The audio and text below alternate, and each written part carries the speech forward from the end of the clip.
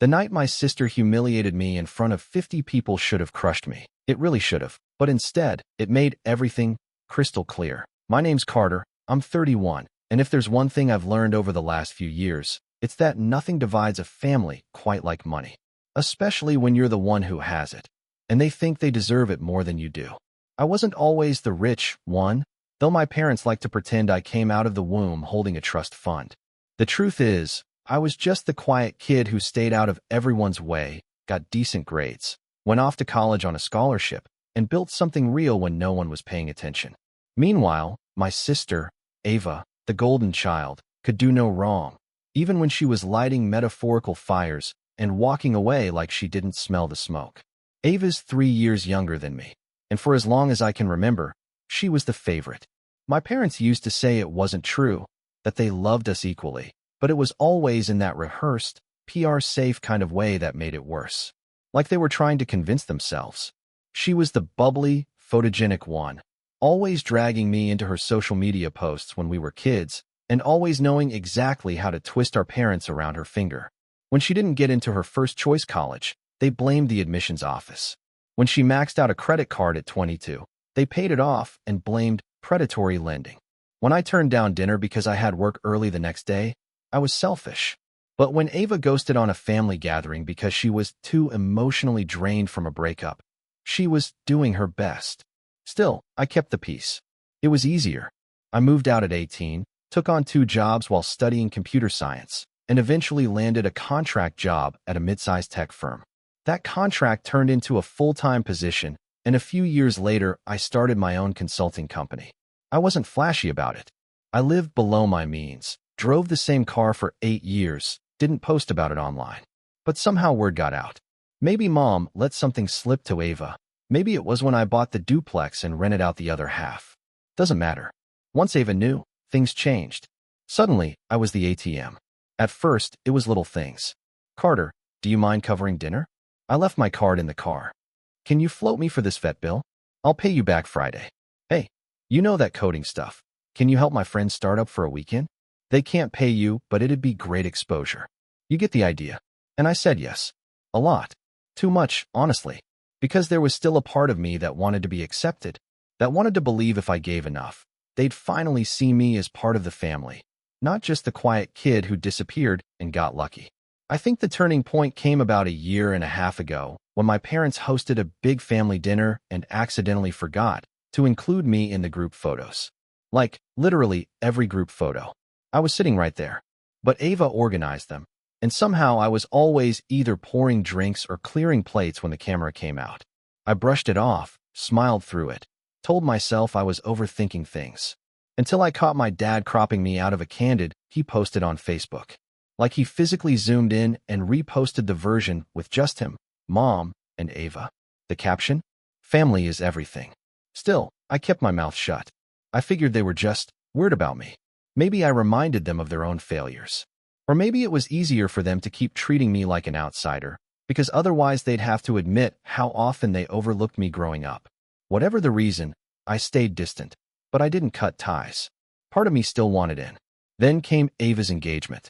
She met this guy, Brandon, a corporate finance bro with veneers and a jawline that looked carved out of marble.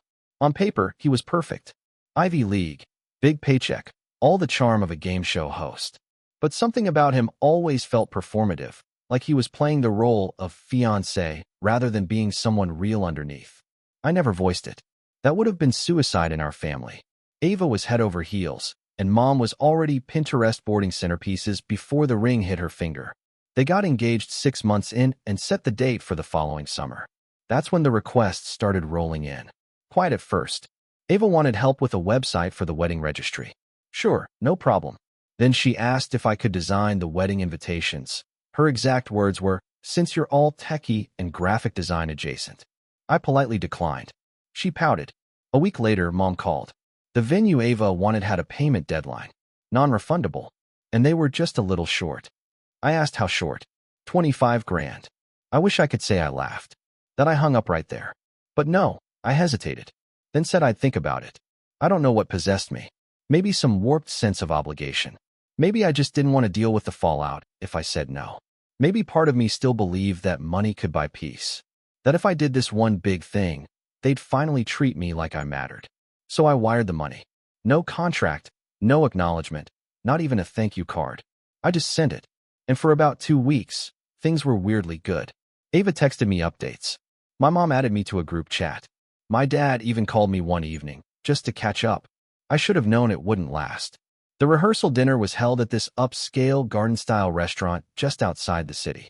Private patio, fairy lights strung overhead, live violinist playing acoustic pop covers, very Pinterest meets influencer energy.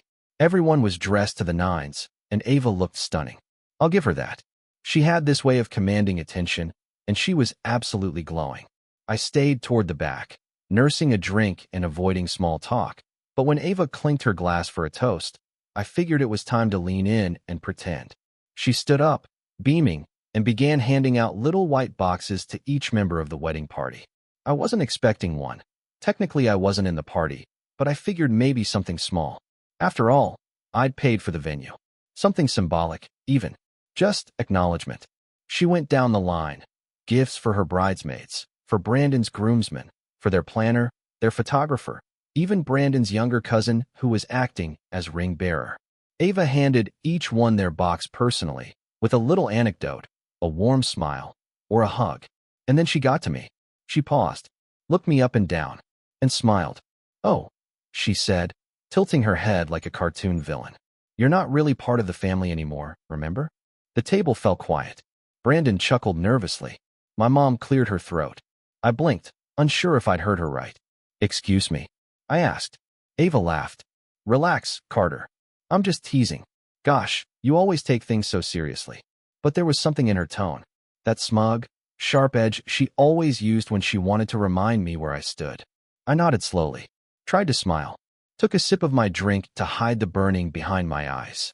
Then I stood up, walked outside, and pulled out my phone. The night air was cool against my face, but my palms were slick with sweat. I stepped away from the lights, down a small garden path, and called my bank. "Hi," I said quietly. "I need to cancel a wire transfer." It was made under duress, and I believe I was misled about the nature of the payment. As I waited on hold, I could hear the sound of laughter drifting from the patio behind me. Glasses clinking. Ava's voice rising above the others. A cake being wheeled out. The violinist transitioning into something romantic and upbeat. I let it all fade into background noise. Then the line clicked, and the agent came on. And that's when everything began to shift. The bank representative's voice was calm and measured, walking me through the verification steps. I gave them everything they needed, the transaction ID, the date, the amount. I explained, deliberately, carefully, that I had wired the funds under false pretenses and that the payment hadn't yet been processed to the final recipient. There was a pause on the line. "Mr. Gray," she said finally, "this wire hasn't cleared. It's still pending in our outgoing queue. We can submit a recall request. But please understand, it may not be honored if the recipient's bank has already processed it on their end." "I understand," I said. "Submit the recall." I hung up and slid my phone back into my pocket, then stood there in the dark garden walkway, breathing in silence. Something shifted in me during that moment. It wasn't rage or bitterness, at least not yet. It was more like a long, silent exhale of every ounce of denial I'd been clinging to for the last 10 years. All the times I let things slide. All the moments I convinced myself it wasn't worth making a fuss. That I was overreacting. That family meant compromise. What a joke. When I returned to the party, the cake had been cut, the photos were being taken, and nobody even noticed I'd left. Not even Ava. I rejoined the crowd like a ghost, smiling just enough, nodding at people I didn't care to speak to, my thoughts a million miles away. I stayed until the end, even helped load boxes into the planner's van. It was easier that way. Keep the mask on. Don't give them the satisfaction of seeing you storm out. But something had changed. I could feel it. The next morning, I woke up to a message from my mom. "Mom, hey honey, just wanted to say it was so nice seeing you last night. Ava told me you seemed a little distant. Everything okay? Big weekend coming up." I stared at the message. Ava told her I seemed distant. Like that was the story she wanted to craft. I typed a reply. Deleted it. Tried again. Deleted that too. There was no point. Not yet. Instead, I went for a walk, grabbed a coffee, and spent the afternoon going through my old text messages with Ava. I don't know why I did it. Maybe to remind myself I wasn't crazy. But it was all there. Every conversation was one way. Requests for money. Favors. Subtle guilt trips wrapped in emojis and LOL love yous. Not once had she asked how I was doing. Not once had she said thank you. Just entitlement, layered with fake warmth. The rehearsal dinner had been the final straw, but it wasn't the breaking point. That came 2 days later at my parents' house. They were hosting a pre-wedding brunch for close family and asked me to come early to help set up. I arrived right on time, brought coffee for everyone, and walked in through the side door like I always had. The kitchen smelled like waffles and scrambled eggs. My mom was at the stove, wearing a floral apron. My dad was fiddling with the stereo in the dining room. I set the coffee down on the counter and said, "Morning." My mom turned and gave me a half smile. "Oh, hi, Carter. Can you actually help set the tables outside?" Ava wanted to do a garden layout. "No, thank you. No, so glad you're here. Just a task. A roll." I nodded and stepped outside, where 2 folding tables were already half covered in mismatched linens and floral centerpieces. I spent the next 20 minutes arranging everything by myself. Plates, cutlery, chairs, water pitchers. No one came out to help. By the time I came back in, Ava and Brandon had arrived. She was wearing a white sundress and designer sunglasses, already posing for selfies with her bridesmaids. Brandon was recounting some story about his golf handicap to my dad. Nobody acknowledged me until Ava saw the coffee tray. She wrinkled her nose. "Oh, Carter, I would have texted you. We all ordered oat milk lattes from that cute place near Brandon's." I blinked. "Okay." She turned back to her friends like I wasn't even there. We sat down to eat. It was one of those long, awkward brunches where every conversation feels performative. Ava's friends laughed at everything Brandon said. My parents nodded dutifully along. I just picked at my food, trying not to react when Ava dropped casual barbs my way. "Brandon's parents are so involved," she said at one point, locking eyes with my mom. "It's been so nice having real family support through all this." I looked at my plate. My fork paused in midair. My mom chuckled uncomfortably. My dad said, "Well, we've tried our best." "No, I mean emotional support," Ava clarified. "Not just writing checks." That was when I stood up, quietly, without a word. I didn't flip the table or make a scene. I just picked up my plate, carried it into the kitchen, rinsed it, and walked out the side door. No one followed me. No one even called my name. Back in my car, I sat for a full 5 minutes before starting the engine. I wasn't angry. I was numb, like something had shut off inside me. That little voice, the one that always whispered, "Maybe they'll come around. Maybe this time will be different," had gone silent. And in its place was something colder, sharper, a clarity I hadn't felt in years. That night, I didn't sleep. I stayed up combing through the payment confirmation emails, pulling up screenshots of text conversations, printing out wire transfer receipts, itemized expenses. Every favor, every payment, every request. I made a folder and labeled it Ava's Wedding Contributions. I wasn't sure what I planned to do with it yet, but I knew one thing. They weren't going to get away with this. Then came the betrayal. The wedding was scheduled for Saturday at 4 p.m.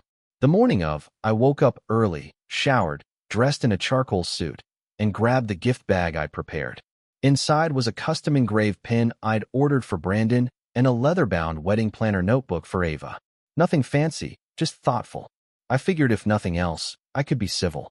I arrived at the venue around 3:15, flashed my invite at the front desk, and made my way to the designated family seating area. I was one of the first to arrive. The garden had been transformed into a Pinterest fever dream.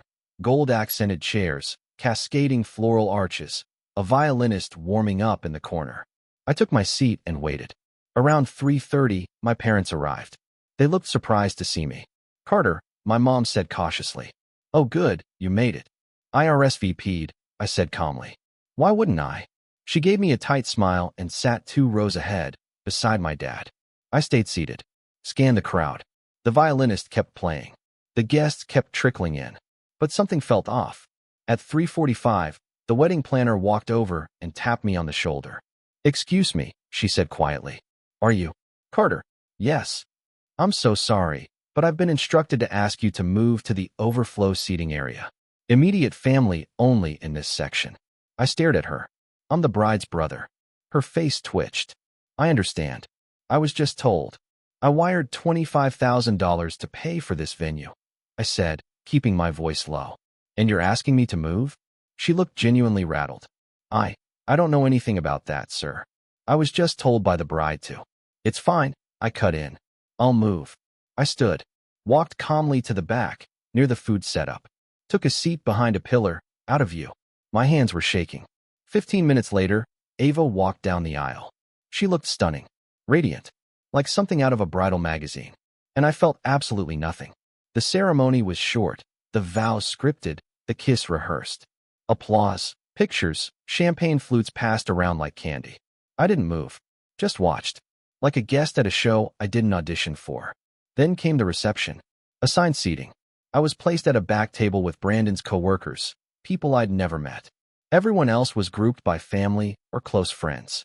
Even my cousin, who lived in another state and hadn't seen Ava in years, was seated closer than I was. Dinner came and went. Toasts were made. The DJ started playing. I stayed seated. Then I saw something that stopped me cold. At the head table, my gift bag was missing. I waited. Watched. Nothing. After another 20 minutes, I walked over to the table, discreetly checked under Ava's chair. Gone. I asked one of the servers if they'd seen a small black bag with gold ribbon. Oh, she said. The bride said it was a mistake and had it thrown out. My chest tightened. Thrown out? Yes. I think she said it was from a vendor. My mouth went dry. I walked out of the reception hall, into the cool night air, and stood there on the stone path. Behind me, the music played. Laughter rang out. Glasses clinked. And I knew, right then and there, that they'd made a mistake. A big one. Because what Ava didn't know, what none of them knew, was that the recall had been successful. The wire transfer had bounced back 2 hours ago. And the venue? The one with the unpaid invoice. Yeah, they were about to find out. But that part comes later. First, I needed to make one more call. The night of the wedding ended the way I should have expected it to. Nobody noticed I was gone. Not one text. Not one missed call. I left before the first dance, sat in my car with the engine running, and just stared at the road for nearly an hour. Not driving. Not crying. Just empty. Like every emotion had burned itself out and left nothing but ash behind. That night was supposed to be a celebration. Maybe not for me, but for the people I grew up with. People I bent over backward to support. And yet, I felt like a stranger at my own sister's wedding. An ATM with a face. I drove home in silence. No music. No podcasts. Just the occasional hum of tires and the flicker of traffic lights. And when I walked into my apartment, sleek, clean, the place I'd worked so hard to build, something cracked. I dropped my keys, sat down on the kitchen floor, and felt this sudden, suffocating weight. Not just sadness, not just anger, but this deep, pulsing loneliness. The kind that doesn't come from being alone, but from realizing how deeply you've been misunderstood, disregarded, erased. I kept replaying Ava's smirk in my head. You're not really part of the family anymore, remember? She meant it. And somehow, that line hurt more than anything she'd ever done. Over the next few days, I didn't go to work. Emails piled up. Calls went unanswered. I wasn't spiraling. I was just tired. Decades of emotional labor had finally hit their limit. I ordered takeout, binged old sitcoms, barely showered. I'd always been the reliable one, the put-together one, the guy with the solutions. But now, I couldn't even answer the door without anxiety prickling up my spine. The silence from my family was deafening. No one reached out. Not even after the venue followed up about the missing payment. I got a call from their event manager 3 days after the wedding, politely inquiring about the status of the wire. I told her the payment had been recalled due to misrepresentation and that the responsibility for the remaining balance now fell on the bride and groom. She didn't sound surprised, not even upset, just tired, like she'd seen this kind of mess before. That same night, Ava texted me for the first time since the wedding. Ava, hey, did something happen with the payment for the venue? They said it didn't go through. Kind of freaking out our end. Can you call me? No apology. No acknowledgement. Just straight to the problem. I didn't reply. The next morning, I got a group text from my mom. Mom, Carter, I don't know what you're doing, but Ava's very upset. You promised to help with the venue. It's not fair to back out now. It wasn't a question. It wasn't even concern. Just you're wrong. Fix it. And that's when something shifted. I reread her message, then opened the group chat history. It was the same pattern over and over. Ava messes up, I patch it. Ava needs something, I deliver. Ava wants support, I provide it. Even when she ignores me, belittles me, forgets me. I realized I'd been clinging to a version of family that didn't exist. Not for me. Maybe it never had. And so, instead of replying, I hit leave group chat. Then I blocked Ava's number. And then, I turned everything off. I spent the next week offline. No social media. No emails. Just me, a stack of paperbacks I hadn't touched in years, and an old playlist from college that reminded me who I used to be before I got wrapped up in trying to please people who saw me as disposable. I didn't know it then, but that week was the beginning of something. The breaking of a pattern I hadn't realized I'd been repeating my entire adult life. People-pleasing, shrinking, making myself small so others could feel bigger. I started going for walks again. Long ones.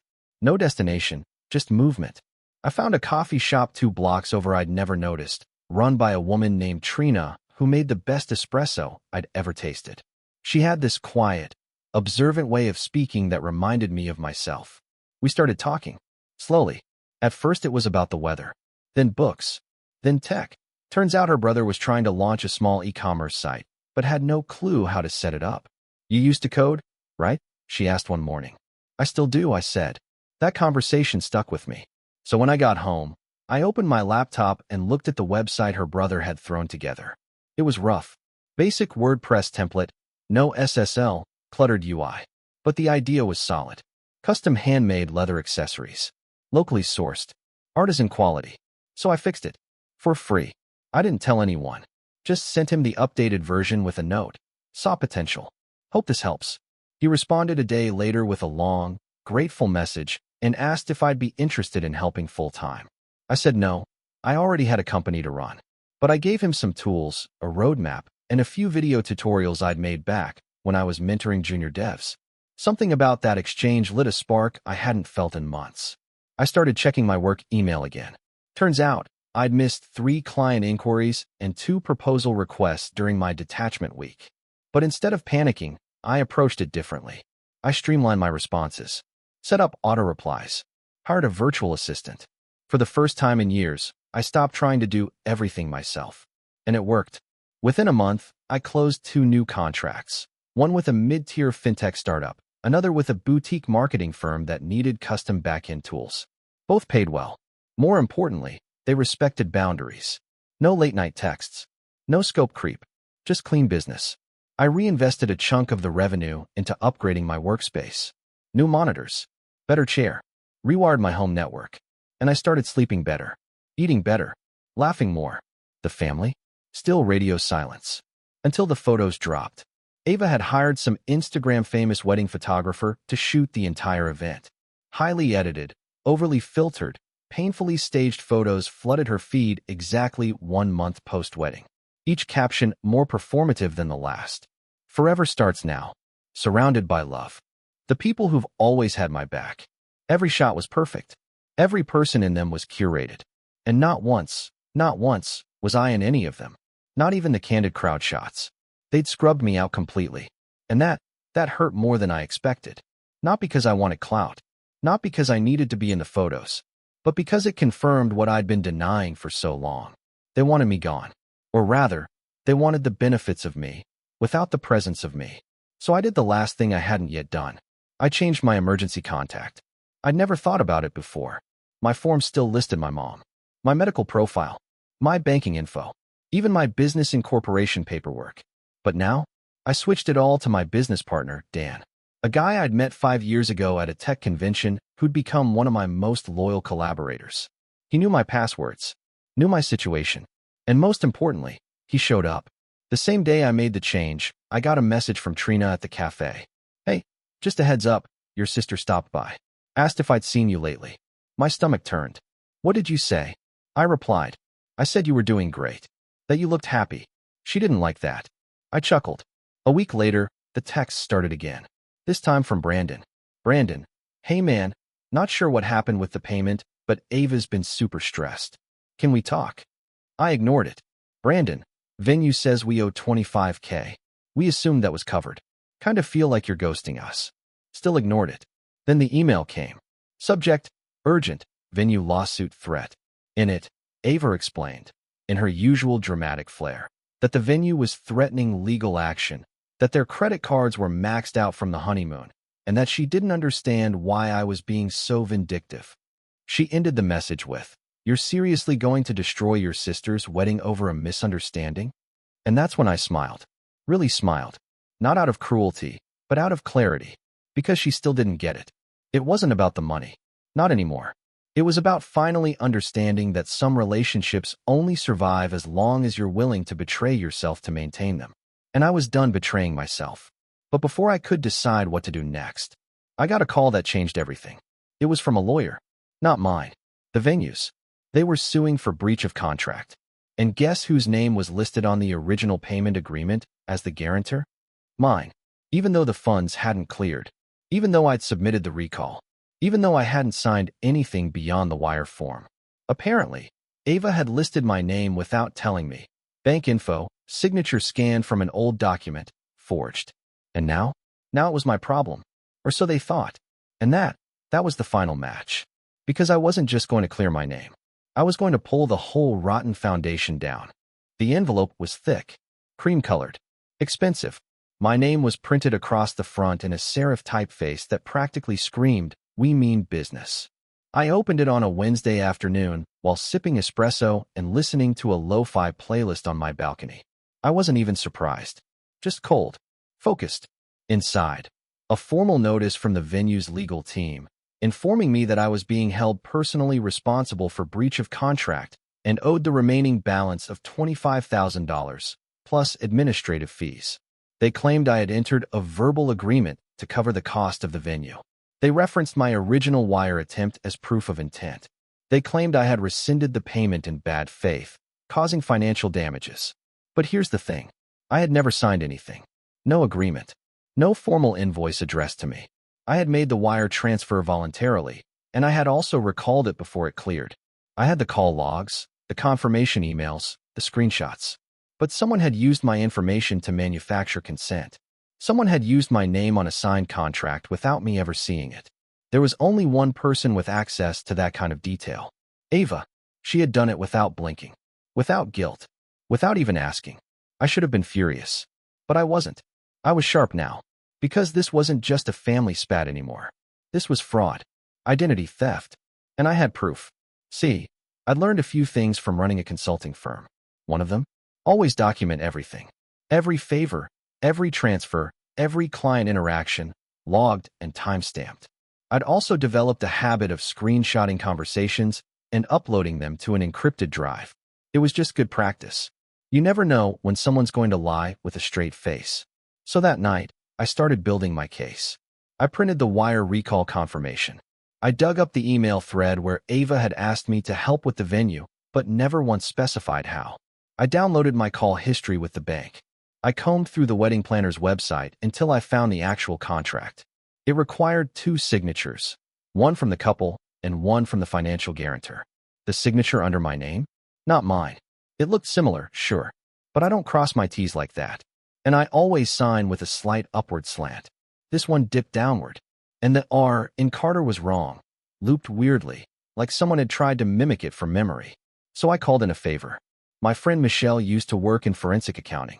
She now freelanced in document verification and handwriting analysis. I sent her the contract and 3 legit samples of my signature from past business filings. 2 days later, she replied with a PDF analysis. Her conclusion? The signature is highly likely to be forged. Differences in pressure, line weight, letter formation, and slant. The probability of this being the same signer is below 5%. Boom. I wasn't done. I called the venue and asked to speak with their billing manager. I calmly explained that I had never signed any document agreeing to pay for the venue. That the initial wire transfer had been an informal gesture of goodwill, not a legally binding obligation. The manager, a tired-sounding woman named Lillian, sighed audibly. "You're not the first to say that," she said. "We've had vendors contact us this week asking about payments they were supposedly guaranteed." I perked up. "Wait, vendors?" "Yeah, the florist, the makeup team, even the live string quartet. Apparently, they were all told you were covering their fees." My stomach dropped. "You're kidding." "I wish I were." I thanked her, hung up, and spent the next hour calling each vendor listed on the wedding website. It was the same story over and over. Ava had told them her brother Carter was handling payment.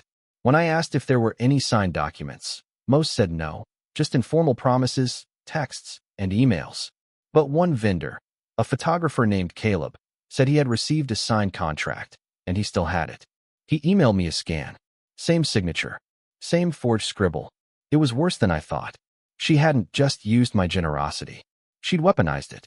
Built an entire financial ecosystem on the assumption that I'd fund her fantasy wedding, without my knowledge or consent. And now, the whole thing was collapsing. Good. But revenge wasn't just about clearing my name. It was about making them feel what I'd felt. So I made a plan. Step 1. Secure myself legally.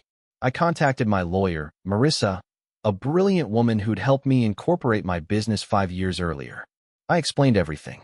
The fake contract. The vendors. The threats. She listened carefully, then asked, "Do you have everything in writing?" "Yes," I said. "Perfect. Then we're not playing defense anymore." She drafted a cease and desist letter addressed to Ava and Brandon, demanding they stop misrepresenting me in financial dealings and warning them of the legal consequences of continued fraud. She also sent one to the venue, explaining that I had been impersonated and was not liable for any unpaid balances. Step 2. Gather allies. I called Caleb, the photographer, and thanked him for his honesty. Then I explained what had happened, that I hadn't agreed to pay him, that Ava had used my name without consent. He wasn't surprised. Apparently, Ava had been cold and condescending the entire day and never even tipped him. "Tell you what," he said. "If this goes public, I won't stop it." I smiled. Then I called Trina, the cafe owner, and gave her the short version. She just said, "What do you need?" "Names," I said. "And ears." She pulled a few strings. Turns out, one of her regulars was a freelance journalist who occasionally wrote for a popular lifestyle site. She connected us. Step 3. Bait the trap. I sent Ava a short, polite email. Subject: Contract clarification. Ava, I've been contacted by multiple vendors regarding unpaid balances and contracts signed in my name. Please confirm that you did not use my information or signature without my consent.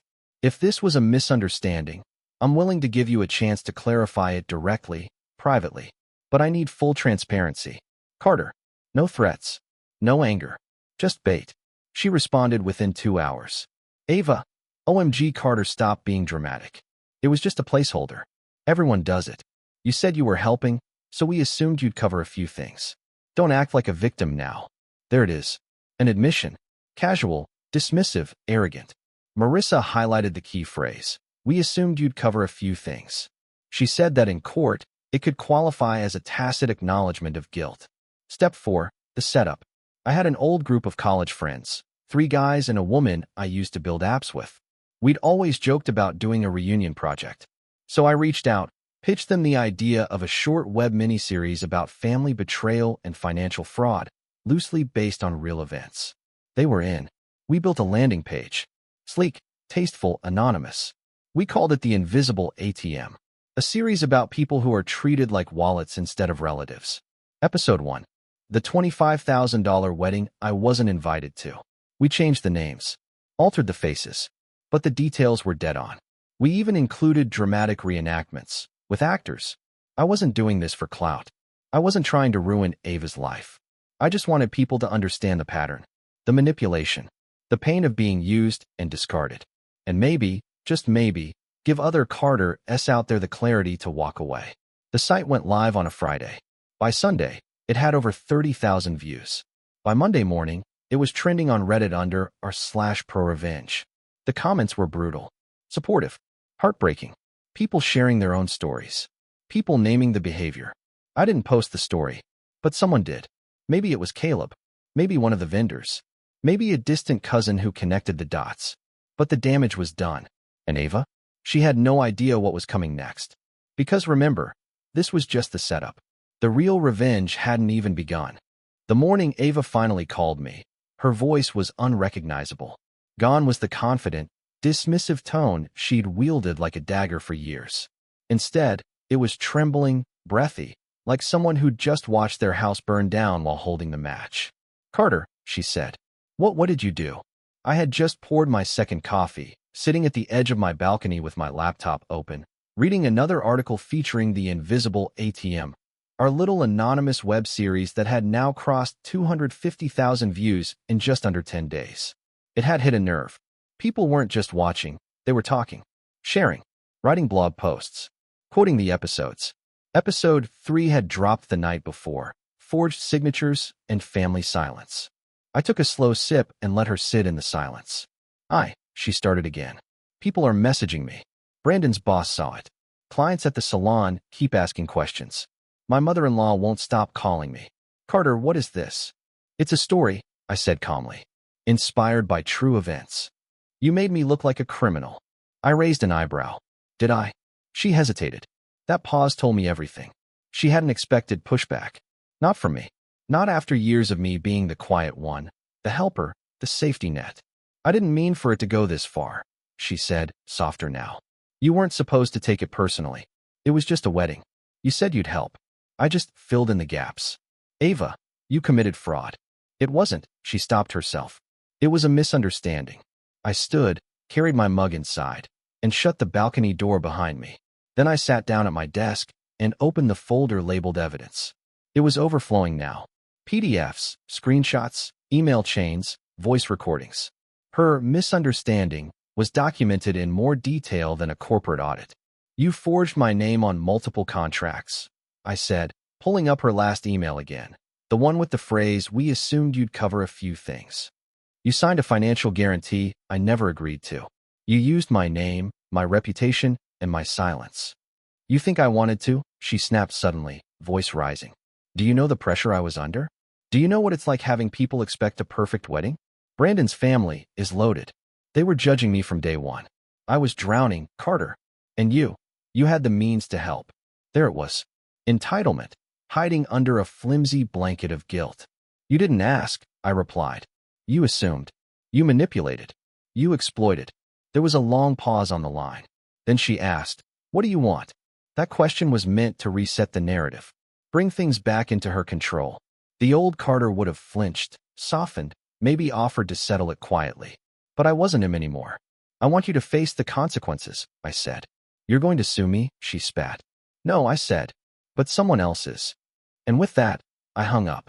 Because what Ava hadn't realized was that the venue, after receiving the cease and desist from my lawyer, along with the forged signature analysis and Ava's incriminating emails, had decided to file their own lawsuit. Not against me, but against her. They were suing her and Brandon for fraud, breach of contract, and damages to their business reputation due to bounced payments and misrepresentation. And since several vendors had followed suit after I forwarded them the same package of proof, Ava and Brandon were now facing 3 small claims suits and 1 very large civil case. They were also blacklisted by several regional wedding vendor groups. Word spread fast in those circles. Brandon's boss, who had seen the ATM series and connected the dots, called him into a meeting to discuss company reputation. He wasn't fired immediately, but his upcoming promotion was put on indefinite hold. Ava's salon business took a hit too. Her client list, once filled with influencer hopefuls and bridezillas, thinned out within weeks. She made her account private. She stopped posting. And I heard through Trina that Ava had been complaining about internet trolls ruining her life. Funny, I never once said her name. As for my parents, they didn't call. Not for a while. I figured they were stewing. Or embarrassed. Or both. But about 3 weeks after Ava's meltdown, I got a letter in the mail. From my mom. It was handwritten. That surprised me. She'd always been more of a Hallmark and a gift card kind of person. The letter was long. Meandering.